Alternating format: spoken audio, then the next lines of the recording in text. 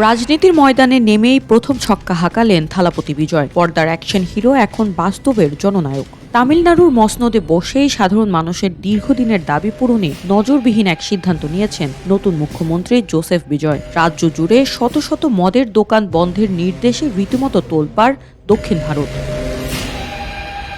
শাসক দল তামিলাগা ভেট্রি কাজাগম বা টিভিকের পক্ষ থেকে জানানো হয়েছে এক চাঞ্চল্যকর সিদ্ধান্ত। আগামী 2 সপ্তাহের মধ্যে রাজ্য জুড়ে বন্ধ হতে যাচ্ছে রাষ্ট্র পরিচালিত 717টি মদের দোকান।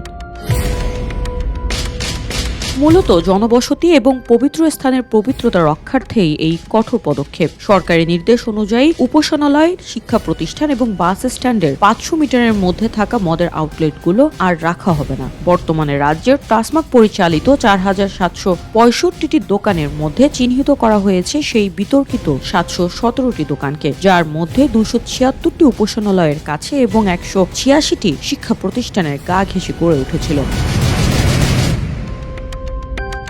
রাজ্য কোষাগারের দিকে তাকালে এই সিদ্ধান্ত রীতিমতো সাহসিকতার পরিচয়। কারণ কেবল 2025 সালেই মদ বিক্রি থেকে তামিলনাড়ু সরকারের আয় ছিল 48,000 কোটি রুপির বেশি। বিশাল এই রাজস্বের মায়া ত্যাগ করে মাদকাসক্তি মুক্ত রাজ্য গড়ার যে স্বপ্ন বিজয় দেখেছেন, তাতে সমর্থন জানিয়েছে বিরোধী দলগুলো। সাধারণ মানুষের কল্যাণে নেওয়া এই মাস্টার স্ট্রোক কি তবে ভারতের রাজনীতিতে নতুন কোনো সমীকরণ তৈরি করবে? বিজয়ের সিদ্ধান্তে উচ্ছ্বাসিত সাধারণ মানুষ এখন এক নতুন তামিলনাড়ুর অপেক্ষায়।